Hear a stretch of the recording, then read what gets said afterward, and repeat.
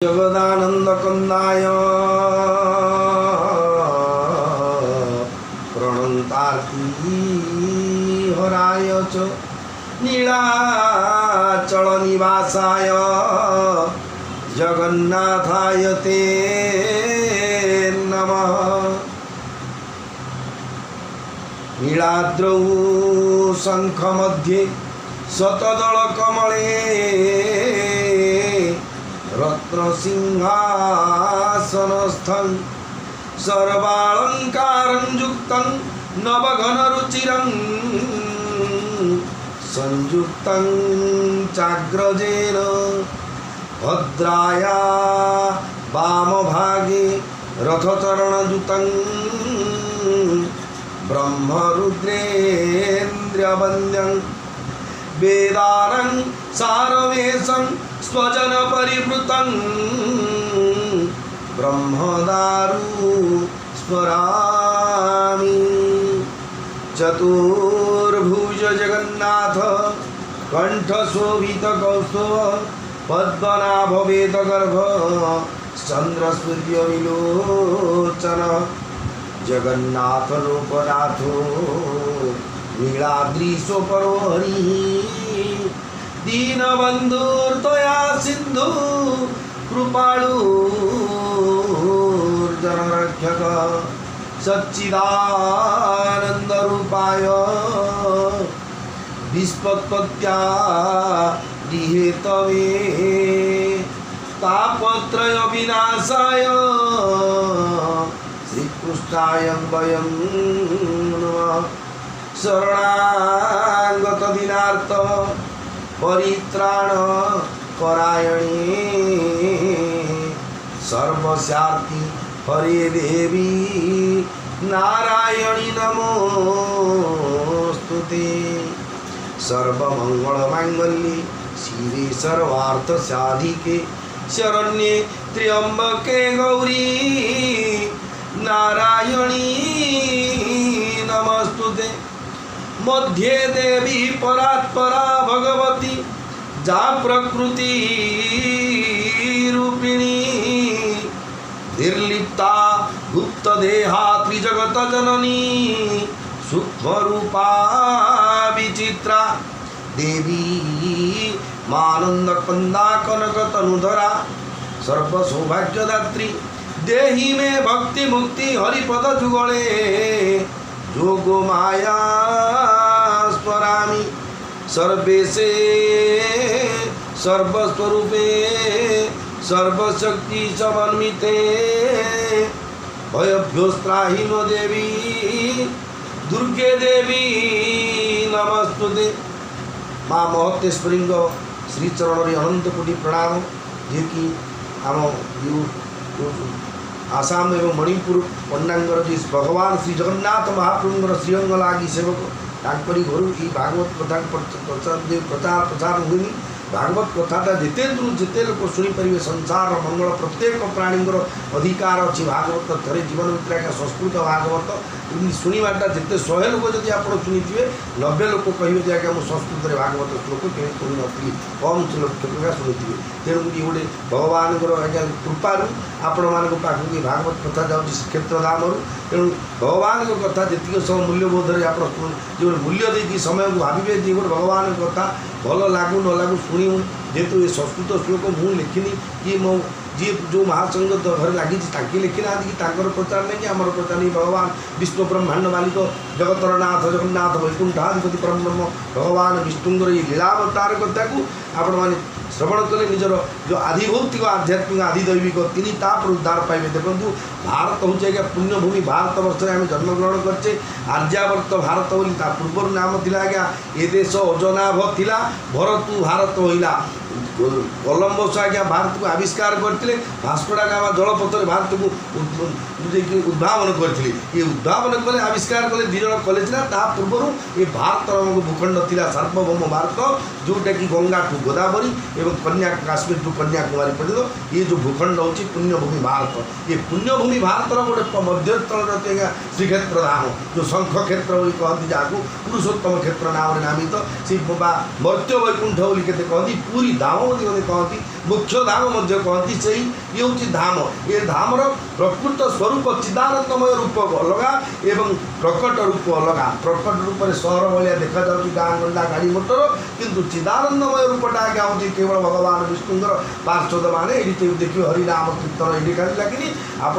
शुणुच्च बोले आबंतु श्रीक्षेत्र धामर ये हूँ आज्ञा महिमा जी जो भी जी था भागवत कथा ये भगवान प्रचार देखो इलेक्शन चलती आज्ञा जगत लोक किए को पार्टी इलेक्शन में प्रचार कले जहाँद्वारा खाଇବା पीवा सब बंदोबस्त करते जो मैंने प्रचार करगले अच्छा भगवान प्रचार कले किए से दायित्व ने अनन्य चिंतयंतवान जेजना पर्युपासते तेषा भी नित्ययुक्ता योगक्षेम भाम्यम ये भारतवर्ष पुण्यभूमि भारतवर्ष जन्मग्रहण कर जगन्नाथ धाम अच्छे तेणु भगवान को विश्वास करिए भागवत कथा कारण अमूल्य जीवन पाइचे मनुष्य जन्म अल्प दिन भितर संसार को छाड़ा पड़ो केत मृत्युटा आसो कौ मुहूर्त में आसो गाड़ी मोटर एक्सीडेंट आप टीवी देखूँ मोबाइल देखूँ जो देखिए आज्ञा केवल मृत्यु से स्कूटी ट्रक धक्का स्कूटी चालक मृत बस खसी पड़ा ब्रिज तलू से षंढ आक्रमण से दंपति गुरुतर ये सब जो हूँ घटना घटवार मूल कारण हूँ धर्मर अभाव धर्मं संकुचित तपो विरहित सत्यं च दूरं गत्वा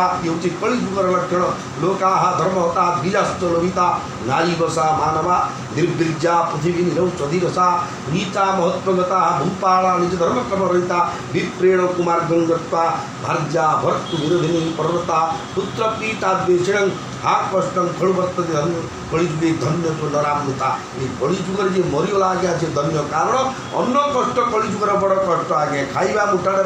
हा उतास होगा द्वारा सरकार आगे जी 5 टंकिया भात डालमा गोटे योजना जगत मेडिकल फैक्ट्री बहुत सुंदर योजना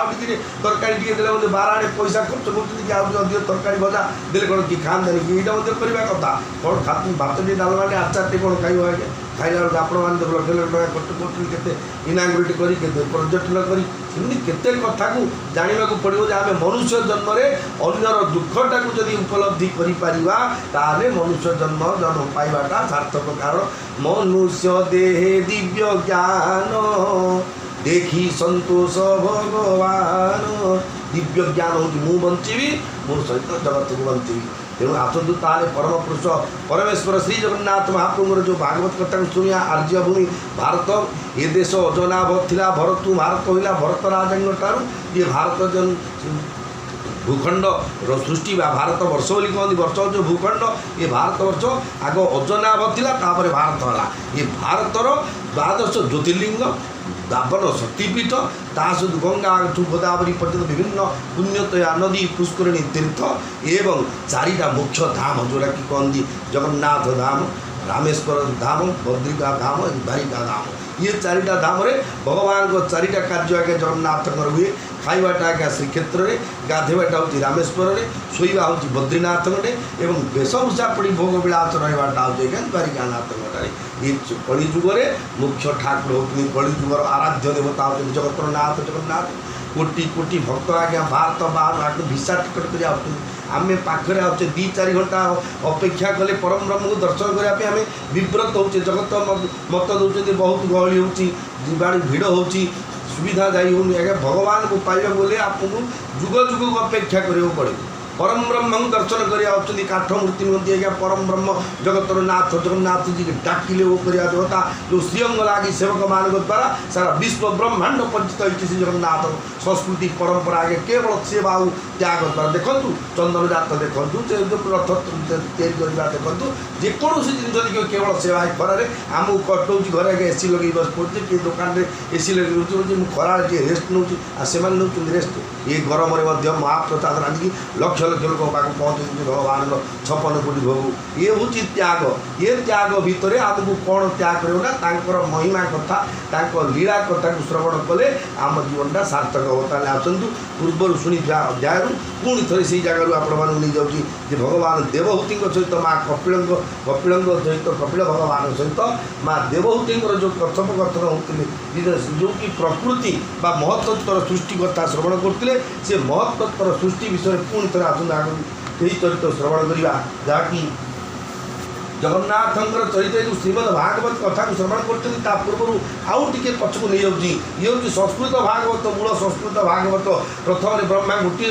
ଧାଡ଼ିରେ ଶ୍ଲୋକ ଲେଖିକି ଦେଇଥିଲେ, 4 ଧାଡ଼ିରେ ସେଟାକୁ ନାରଦ ଦେବର୍ଷି ନାରଦ ଯିଏକି ଓମ୍ ନମଃ ନାରାୟଣ ଓମ୍ ନମଃ ନାରାୟଣ ଓମ୍ ନମଃ ନାରାୟଣ ବୈକୁଣ୍ଠାଧିପତି ପ୍ରଭୁ ଶ୍ରୀ ଜଗନ୍ନାଥ ମହାପ୍ରଭୁଙ୍କର ଯେ ଲୀଳାବତାର କଥା ସବୁବେଳେ ଓମ୍ ନମଃ ନାରାୟଣ ନାମକୁ ଉଚ୍ଚାରଣ କରି ବୋଲନ୍ତି, ସିଏ 4ର୍ଥ ଶ୍ଲୋକକୁ ଆଣି ବ୍ୟାସଦେବଙ୍କୁ ଦେଲେ। ବ୍ୟାସଦେବ 18,000 ଶ୍ଲୋକ ବିଶିଷ୍ଟ ଭାଗବତଟାକୁ ଶୁକଦେବଙ୍କୁ ଶୁଣେଇଥିଲେ। ଶୁକଦେବ ସେତିକି ପ୍ରଚାର କଲେ ପ୍ରଥମେ ଯିଏକି ପରୀକ୍ଷିତ ମହାରାଜ ହେଇକି, ଯିଏକି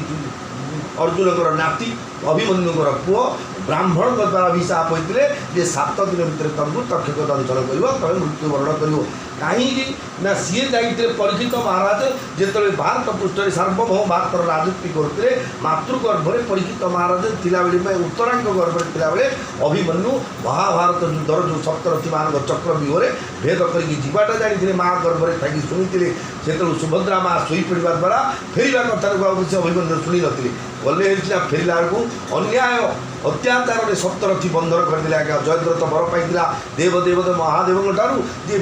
ଗୋଟିଏ ଲୋକ ଯିଏକି ଅର୍ଜୁନଙ୍କ ଛଡ଼ା ଆଉ ସେ କାହା ଉପରେ ପରାସ୍ତ ହେବ। ତେଣୁ ଭଗବାନ ଜାଣିକି ଅଭିମନ୍ୟୁଙ୍କର ମାତୁଳ ଯଶ୍ୟକୁ ଗୋବିନ୍ଦ ପିତା ଯଶ୍ୟ ଧନୁର୍ଦ୍ଧର ସ ଅଭିମନ୍ୟୁ କେ ରଣକ୍ଷେତ୍ର ନିହତବାନ। ଆମେ ବୋଲୁଛେ ଆମ ପିଲାଟା କାହାର ଭେଣ୍ଡା ପୁଅଟେ ପଳେଇଲା କି କାହାର ଦିଟା ଝିଅଟେ ମଲେ ଆମେ ମୁକ୍ତ ହେଇଥାଉଛେ। ମାମୁଁ ଯାହାର ଭଗବାନ ଶ୍ରୀକୃଷ୍ଣ ବାପା ଯାହାର ଧନୁର୍ଦ୍ଧାରୀ ଅର୍ଜୁନ ତାଙ୍କର 14 ବର୍ଷ ବୟସରେ ଗୋଟେ ଯୁବକ ପିଲା ମହାଭାରତ ଯୁଦ୍ଧରେ ଗୋଟେ ବୀର ଅଭିମନ୍ୟୁ ଆଜ୍ଞା ଦେହ ତ୍ୟାଗ କରିଦେଲେ। ସେତେବେଳକୁ ତାଙ୍କ ଗର୍ଭ ତାଙ୍କ ଧର୍ମପତ୍ନୀଙ୍କ ଗର୍ଭରେ ବା ଉତ୍ତରାଙ୍କ ଗର୍ଭରେ ଅଭିମନ୍ୟୁ ଥିଲେ। ଅଭିମନ୍ୟୁ ଉତ୍ତରାଙ୍କ ଗର୍ଭରେ ଥିବା ଅନ୍ତରେ ନିକ୍ଷତ୍ରିକ ପଞ୍ଚୁପାଣ୍ଡବମାନଙ୍କୁ ସଂହାର କରିବା ପାଇଁ ଗୋଟେ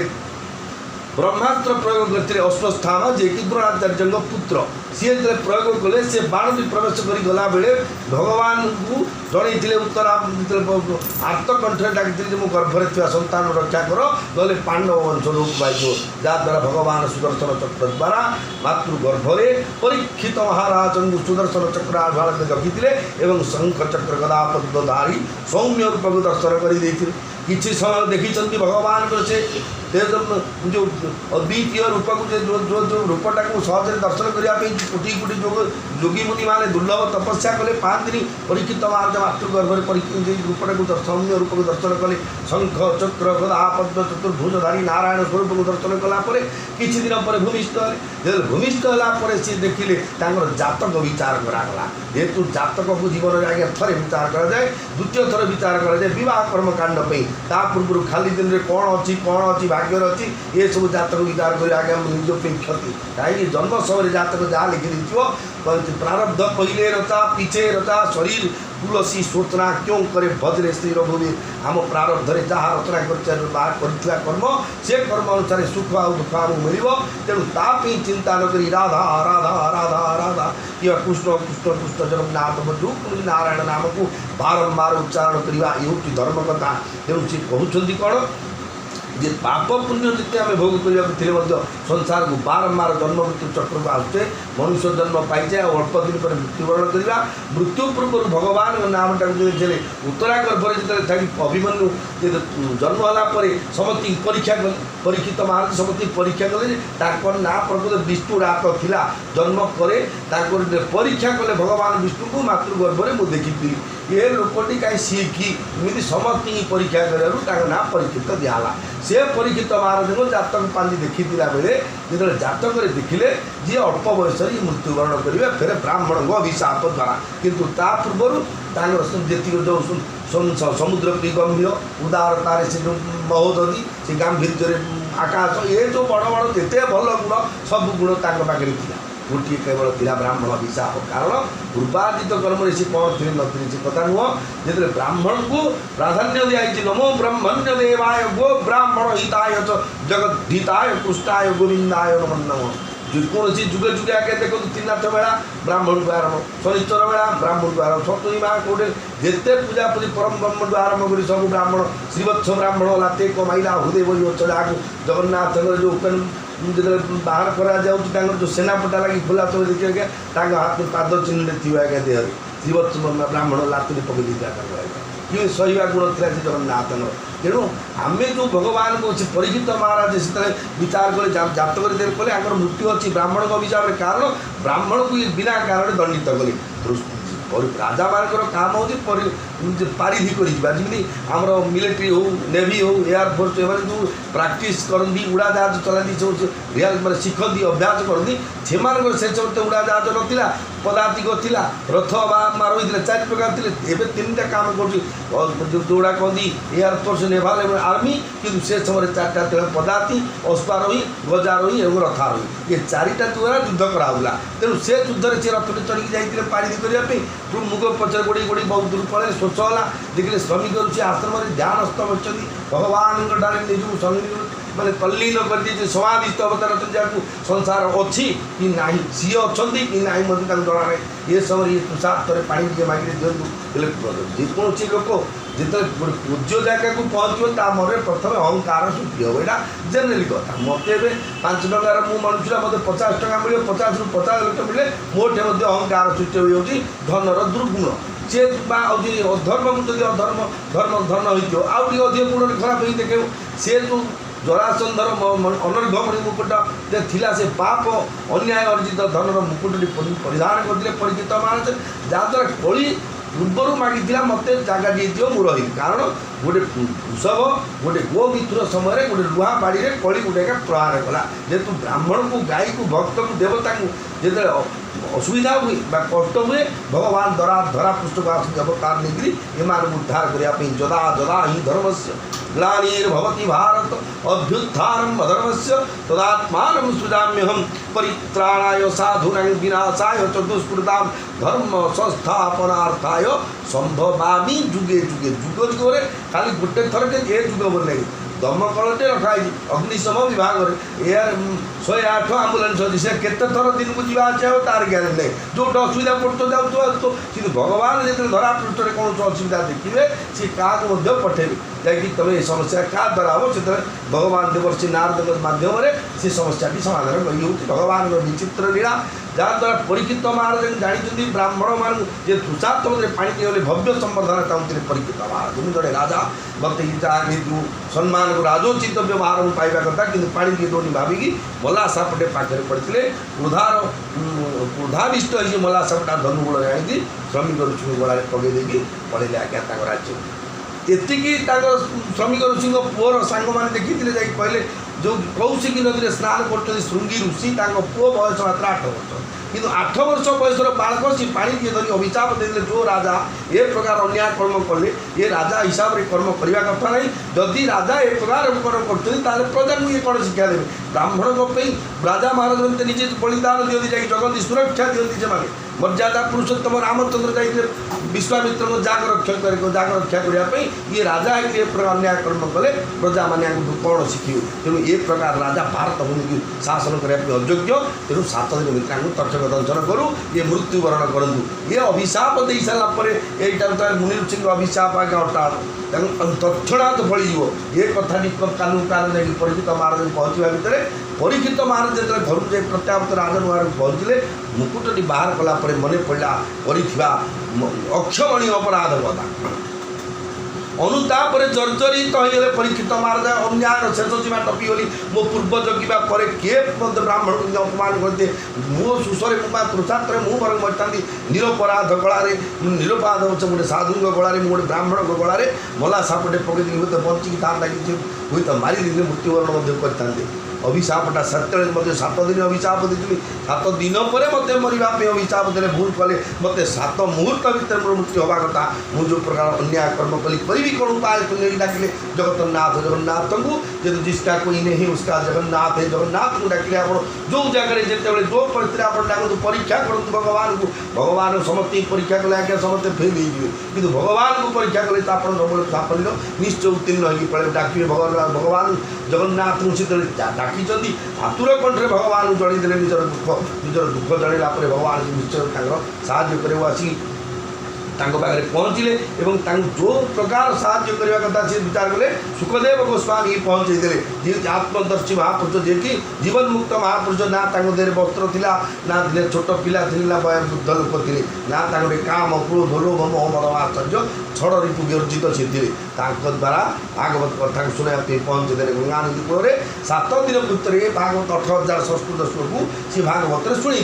किंतु किछि दिन पर केते समय पड़ेगा 5000 वर्ष पर ये कलिर प्रभावटा थिला परीक्षित महाराज को दंड देवा सी तेणु कर कलिर प्रभाव रे ही मला सापड़ी बेकर पकई दी तार कथा आप श्रवण करते पुणी थे कहूँ से भागवत कथा को जी संस्कृत भागवत बोधगम्य एवं देखो मुझे पढ़ला बेले बेले बेले स्पीड रे त्रुटि विस्तृत हो बोलला बेले आ सहज लोक जी बुझीपर कठिन इमिति ही ये भागवत कथा श्री क्षेत्र जगन्नाथ मंदिर जो कल्पवट मूल जड़े ब्राह्मण भागवत कर गाँव संस्कृत भागवत ओडिया अनुवाद कर गाँव ओडिया कहते पंडित जन जी कि अति बड़ी जगन्नाथ दास जी तांकर ना हूँ प्रकृत महादेव मिश्र सीए कौन कले माँ होती आज्ञा आसते भागवत शुणुते बाली कपिलेश्वरपुर 4 नंबर 100 गाँ से गाँव सी होते कपिलेश्वरपुर 7 ब्राह्मण ये बोलते थे बोधे ये भागवत श्रवण करते आसिक श्रीक्षेत्र धाम कल्पवट मूल सी तो भागवत श्लोक कौन गोटे श्लोक सी गाइले पंडित माँ ये बुझीपारे माँ कहले बाप गोसाई महाप्रभु आप जो श्लोक टी अनुवाद कर कहले मुझे ठीक तार सार मर्म बुझीपारि कृपा कर मत टे कहन बोलो सी चिड़ी बेटे कहले कौन दक्षिणा पूजा टंगा देवा कौन तू 18 थर प्रश्न पचारे किए तुम उत्तर दूँ आज्ञा बाधिगला माँ पुओ को जाऊ कहले बोले घर जगन्नाथ दास बोले अरे आप लेखन धरिक एत कथा लिखुचु मुझे भी जाए कहलु से गोसाई महाप्रभु कहले तू ओडिया अनुवाद करनु भागवतटा बोलो से भगवान निर्देश हरिचरित दीपकर जंतु को जगत उद्धार ये संस्कृत भागवत ओडिया नवाक्षर अनुवादित कले अति बड़ी जगन्नाथ दास से नवाक्षर नक्षर नमयी नृसिंह चरण अनादि परम कारण लीला विधृत कलेवर देव मानवे अगोचर लीला विधृत कलेवर देव मानवे अगोचर लीला भलिया विधृत विशेष रूप से लीला स्थल में आप नृसिंह अवतार धारण करते आपको माटी सीमेंट की गड़ा गड़ी कर 6 मास मुगुड़ी पत्र 21 दिन पे गुंडीचा मंदिर कराइले आप सीमित लीला विधृत विशेष रूप से धृत अर्थ धारण करते के सब धृत अर्थ धारण करवा लीला विधृत कलेवर शरीर देव मानव अवतर देवता मानव किए जापारे कि रूप आज्ञा अधूरे मनुष्य अधूरे सिंह देखिले मनुष्य जी बोले पाया कि पागल कि कौन कि गोटे रूप अर्जुन को देखा दी नवगुंजर रूप सी भगवान लीला कथार आप श्रवण करी जो माँ कथा शुणला अति बड़ी जगन्नाथ दास भाई ओडिया अनुवाद कले बर्तमान आपण से ओडिया अनुवाद तो जगत लोग शुणुंट कि श्रीक्षेत्र धाम आसू ताले जगत मंगल संस्कृत भागवतर पूर्व अध्याय पूर्व चरित्र पुणी श्रवण करवा व्याकृति गुणता व्यक्ति संस्था तमेव तेजस्तं तेजसाध्वी रूपमात्र भूतया हे साध्वी वस्त्र आकार बोध कराइबा ताहार गुण विषय ज्ञान कराइबा द्रव्यर आकार प्रकार परिमाण रूप से उपलक्षित होगा और तेजर स्वरूपभूत होगा ये सब रूप तन्मात्र वृत्ति रूप तन्मात्र आखि मध्यम नौकरी अनुभव कर जापर दिया कौन अच्छे जापार से रूप तन्मात्र वृत्ति द्योतनं पवनं पान द्योतनं पवनं पानं मदनं हिमवर्धनं तेजसो मृतयो स्थितो शोषणं क्षुत्रुडेव च आलोक प्रदान करवा शीतलता निवारण करवा सुखाइवा क्षुधा तुषा जात कराइवा और सेगुड़िकर निवृत्ति निमंते खाद्य और जल ग्रहण कराइवा एसबू हूँ तेजर बाग्निर वृत्ति रूपमात्रा विपूर्ण बाणा तेजो दैव चोदितात रसमात्र दुष्पाद भोजिभारसग्र कषायो मधुरतिष्ठ कट्टम्ल इति नैकधा भौतिकानादिकारेण रस एको विविद्यते एतनं किन्नरं तृप्ति प्राणनाप्यायनोन्दनं तापपनोत भूयस्व बम्भसो वृतयस्तिमाः रसमात्राद् विदुर्प्राणा दम्भसो दैव चोदितात् गन्धमात्र ममुत्स्मात् वृत्तिघ्राण सुगन्धगः करम्बपुति सौरभ्य शान्तग्लामादिभिः पृथक् द्रव्यावयो वैषम्य तद्गन्ध एको विविच्यते धावनं ब्रह्मण स्थानं धारणं सद्विशेषणं सर्वसत्त्वगुणभेदो पृथिवीवृत्तिलक्षणं नभो गुण विशेषत्वो जस्य तत्रो क्रमुच्यते वायुर्गुण विशेषत्वो जस्य तत्र स्पशन्विदुः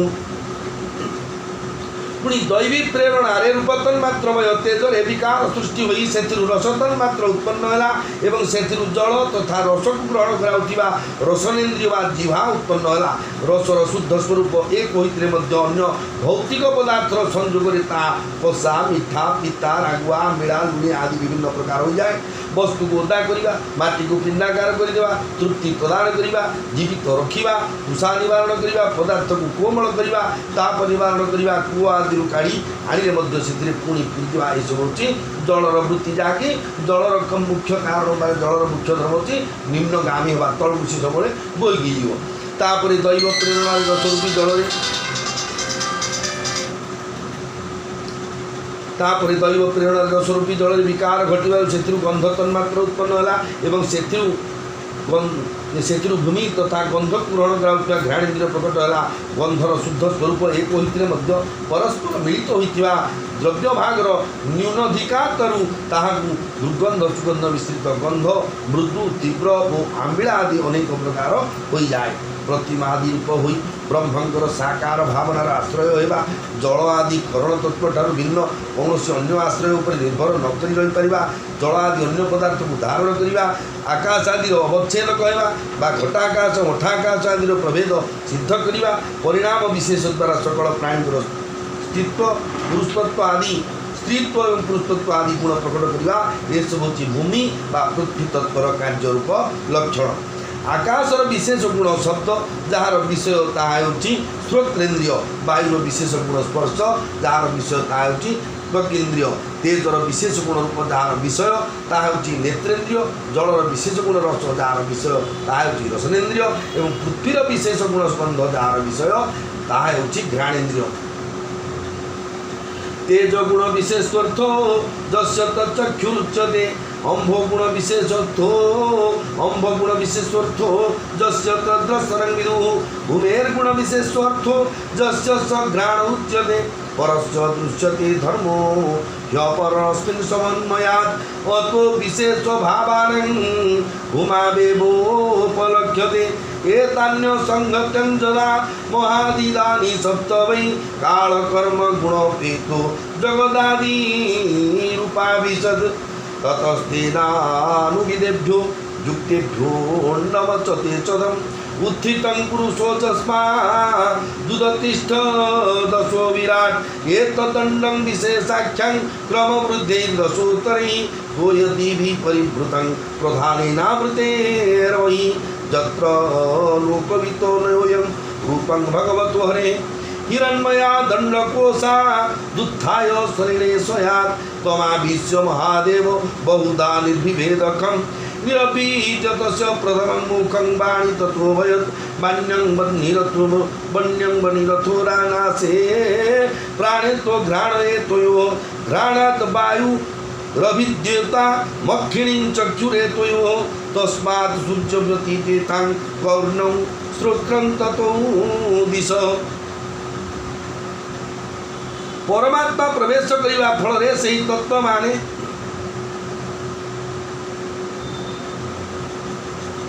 जिते बड़े महतत्व अहंकार और पंचभूत यही सात तत्व परस्पर मिशी न पारी पृथक पृथक हो रहीगले से जगतर आदि कारण श्री नारायण काल अदृष्ट सत्वादि गुण मान सहित से सब तत्व प्रवेश करगले परमात्मा प्रवेश करने फल से तत्व मान मिलित हो क्रियाशील है से ही मिलन एक जड़ अंड उत्पन्न है से अंडर विराट पुरुष प्रकट है से ही अंड को विशेष कहुए से अंड को चतुर्दिगरे गोटिक गोटे क्रमशः जल अग्नि वायु आकाश अहंकार और महतत्वर आवरण घेरी रही है प्रत्येक बाह्य आवरण होती तार अंतर्गत आवरणर 10 गुण विस्तृत से 6टी आवरण उपर सप्तम आवरण रूपे प्रधानमूल प्रकृति नामक एक बाह्य आवरण रही से अन्न मध्य श्रीहरिंग स्वरूपभूत चतुर्दश भुवनर विस्तार रही कारणमय जल स्थित से तेजमय अंडर उठी आसी विराट पुरुष पुनर्बार से प्रवेश कले एवं से केते प्रकार रंध्र सृष्टि करदे तन्मध्य सर्वप्रथम मुखरंध्र प्रकट है बाक इंद्रिय तापर बाक अधिष्ठात्र अग्नि उत्पन्न है तापर नासिकेन्द्र प्रकट है से घ्राण प्राण सहित घ्राणेन्द्रिय उत्पन्न है घ्राण पर घ्राण अधिष्ठात्र वायु उत्पन्न है तापर नेत्र गोलकरंध्र प्रकट है नेत्र दशनेन्द्रिय प्रकट है तापर तार अधिष्ठात्रा सूर्य उत्पन्न है तापर कर्णरंध्र प्रकट है से तार इंद्रिय श्रोत्र और तार अभिमानी अधिष्ठात्र दिग्देवता प्रकट है तापर से विराट पुरुष त्वचा चर्म उत्पन्न है से प्रकट है लोम निश दाढ़ी तथा शिर केश शिर केश तापर त्वचार अभिमानी रूप औषधि अन्न इत्यादि उत्पन्न है तापर लिंग प्रकट है निर्विभेद विराजस्तो ब्रह्मस्वस्नादयस्त तत औषधयश्चासन शिश्नं निर्विविधे तत रेतस्तस्तास्मादापो आसन्निरधिविद्यते वैबुधम् बुधादापानोपाना बुधादापो लोपोपाना च मृत्युलोक भयंकर हस्तौ च निर्विद्येतां बलन्ताभ्यां ततः स्वराट् पादौ च निर्विद्येतां वतिष्ठाभ्यां ततो हरि नाडोस्य निरभिजक्तं ताभ्यो लोहितमाभृतं नद्यतस्त समद्भवन्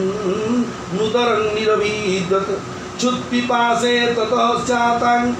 समुद्रस्तेतयोरभूत् अथास्य हृदयं भिन्नं हृदयान्मन्मौत्थितं मनस चंद्रमा जातो बुद्धिर्बुद्धे गिरांपतिः अहंकारस्तपो रुद्रो स्थितं चैत्यस्तपो भवत एते अभ्युत्थिता देवा लयिपाशोत्थापनो सळन् पुनराविविशुरखानि तमुत्थापयितुं क्रमात् वह्निर्वाचा मुखं भेदे नोदतिष्ठ तदा विराट् घ्राणेन नासिके वायुर्नोदतिष्ठ तदा विराट् अक्षिणी चक्षुषादित्यो नोदतिष्ठ तदा विराट् श्रोत्रेण कर्णोच्चदिशो नोदतिष्ठ तथा विराट् त्वचङ्गलोम विरोषध्यो नोदतिष्ठ तथा विराट् रेतसा शिश्रमापस्तु नोदतिष्ठ तदा विराट् भूतं मृत्युरूपानेन नोदतिष्ठ तदा विराट् हस्तादिन्द्रो बलेनैव नोदतिष्ठ तदा विराट् विष्णुर्गत्यैव वर्णौ विष्णुर्गत्यैव चरणौ नोदतिष्ठ तदा विराट् नाद्यनद्यो लोहितेन नोदतिष्ठ तदा विराट् हृत्याङ्गुदरं सिन्धु नोदतिष्ठ तदा विराट् हृदयं मनसा चन्द्रो नोदतिष्ठ तदा विराट् बुद्ध्यां ब्रह्मापि हृदयं नोदतिष्ठ तदा विराट् रुद्रभीमत्यां हृदयं नोदतिष्ठ तदा विराट् चित्तेनं हृदयं चैत्य क्षेत्रज्ञ प्राविशद तदा विराट तदैव पुरुष शरीरादुदतिष्ठत जस्ता प्रसुप्तं पुरुषं घ्राणेन्द्रिय प्राणेन्द्रिय मनोधिपः यथा प्रसुप्तं पुरुषं प्राणेन्द्रिय मनोधिपः प्रभवन्ति विनाशेन नोत्थापयितुं मोचसा तमस्मिन् प्रत्यगात्मानं धिया योगप्रवृत्तया भक्त्या विरक्त्या ज्ञानेन विचिन्त्यात्मनि चिन्तयेत् इति श्रीमद्भागवते महापुराणे पारपञ्चम संहितायां तृतीय स्कन्धे कापिलेय तत्त्वसामनाये कापिलेय तत्त्वसमन्वये षड्विंशोऽध्यायः तापर से विराट पुरुष त्वचा चर्म उत्पन्न है से प्रकट है रोम निश दाढ़ी तथा शिर केश तापर प्रचार अभिमान रूपे औषधि आदि उत्पन्न है तापर लिंग प्रकट है से बीर्ज बीर्ज पर लिंगर अभिमान रूपे आपदेव जल उत्पन्न है तापर मलद्वार उत्पन्न है से अपान वायु और अपान पर तार अभिमानी रूपे लोक भयभीत करुवा मृत्यु देवता उत्पन्न है तापर हस्त प्रकट है से बल और बल पर हस्तेन्द्रिय अभिमानी रूपे इंद्र उत्पन्न है तापर पाद प्रकट है से गति और तापर पादेन्द्रियर अभिमानी रूपे विष्णु देवता उत्पन्न हेले सेहीपरि विराट पुरुषकर नाड़ी प्रकट हेलारू सेथिरु रुधिर उत्पन्न होला और सेथिरु नदी मान उत्पन्न हेले तापर उदर प्रकट होला सेथिरे क्षुधा कुशा विभक्त होला एवं उदरर अभिमानी अधिष्ठात्र समुद्र देवता उत्पन्न हेले तापर ताहांकर हृदय उत्पन्न होला एवं हृदय मन प्रकट होला मन उपरे तार अभिमानी चंद्र देवता उत्पन्न हेले तापर हृदय ही बुद्धि और तापर अहंकार तार अभिमानी ब्रह्मा उत्पन्न हेले तापर अहंकार और तापर तार अभिमानी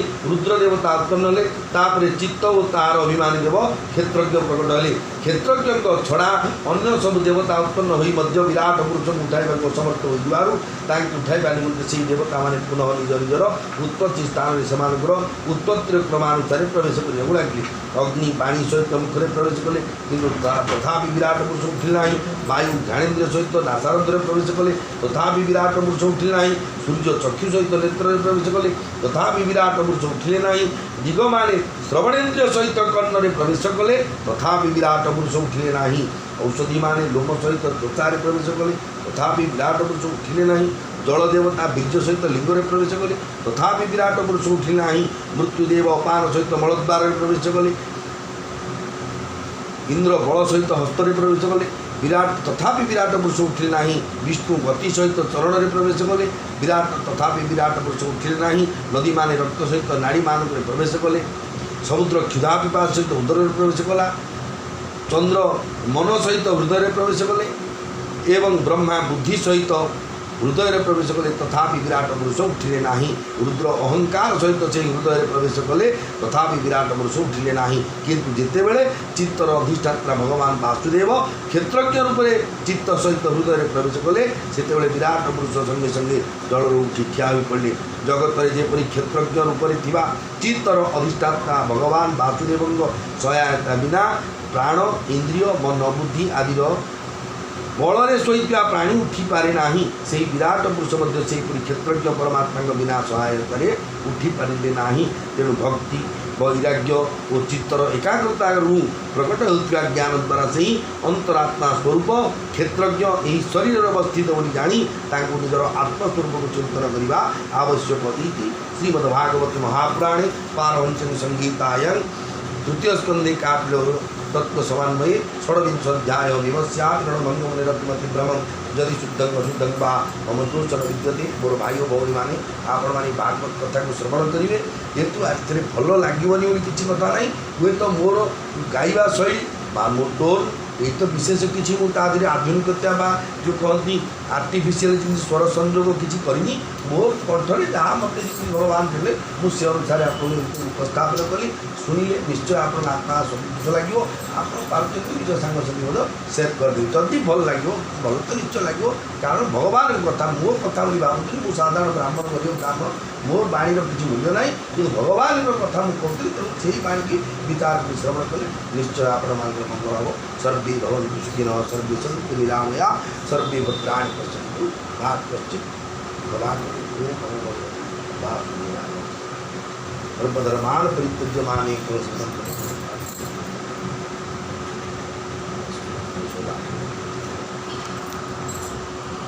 देखिए वो मैंने